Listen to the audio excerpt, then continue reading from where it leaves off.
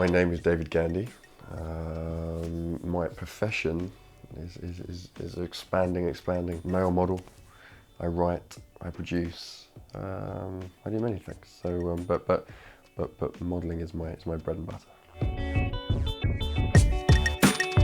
I'm still waiting to use anything I ever learnt at school into practice in real life, and that goes for university. I always say I learnt one thing at university, and that was that I shouldn't have gone to university. It's the only thing I learnt. And I think people put a huge amount of importance in going to university, which, if you're going to use that skill in that certain subject, I think is very important, of course. But I don't think if you're like me, you're not quite sure what you wanted to do, and you go just for pretty much because you're out of choices in so many respects, then I think it's better to almost learn from life and work your way up into a business. I've built 3 businesses now, and I've taken the elements of what the girls have done in the business, and that's inspired me and created businesses from it. Oh God, I wish someone had given me a secret beauty regime tip at all. No, I mean, with the amount of travelling, it's just dehydration you have to deal with all the time, so it's just water, moisturiser, and that's about it really. Nothing else, and a good hairdresser. I have a very unruly hair. I think my hair would try to overtake the world if it could, but so yeah, very, very good hairdresser. For a male model, it's not important at all. You're not wearing your own clothes, you're not judged on what you're wearing. To me, it makes sense if, say, you're going for a casting for Dolce Gabbana or Ralph Lauren. If you're going, why do you not dress like the Dolce Gabbana, like the Dolce Gabbana guys or something like that, the Ralph Lauren guys, something like that. You don't want to turn up in the complete opposite. That said, they're designers, and if you're looking great on that day, they're going to appreciate that. But at the end of the day, it's about they're not buying your style. In the end, if you brand yourself and you've marketed your name, and a bit like I have, then yes, styling is very important. I'm not sure. I mean, I suppose I do have. I had confidence in the fact that I always thought I could get to where I want to be, which is where we are now. But I'm awfully shy. I've been awfully shy since I was young. So it's been a learning process to come out of your shell a bit. One male model ever said to me once, he said, nice guys finish last. I always remember him saying to me. He was hard anyway.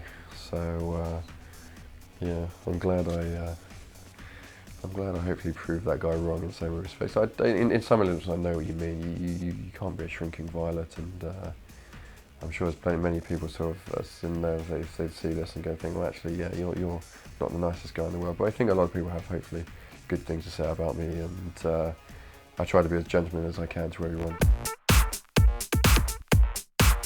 I think the first time we shot Light Blue, and I always said I wanted to create an iconic commercial, like the Levi's guy commercial. That's what I always aspired to doing. I always wanted to work with Mario Testino. I always wanted to live the lifestyle that you hear the supermodels are living every day, and you're respected and you're treated very well, that male models don't always get that. So then I found myself on a speedboat at 6 o'clock in the morning with Mario Testino and the crew, flying from the Excelsior Hotel over to Capri to shoot Light Blue. And then we shot it, and we knew it was going to be something special when we did. And then we were getting the speedboats back at a very high speed during sunrise with the team, that you just probably had the best day shooting of your life, knowing that it's probably going to be something very special. Back to Naples, back to the hotel, and that was a moment you have to pinch yourself and sort of think, yeah, okay, well, this is pretty special. This is pretty rock and roll. And then the next day I'm on the 34 bus down the Fulham Road, so it all changes very quickly. I worked with Giselle and Julia Stegner and Kate Moss, and I've worked with a lot of the girls, a lot of the Victoria's Secret girls I've worked with.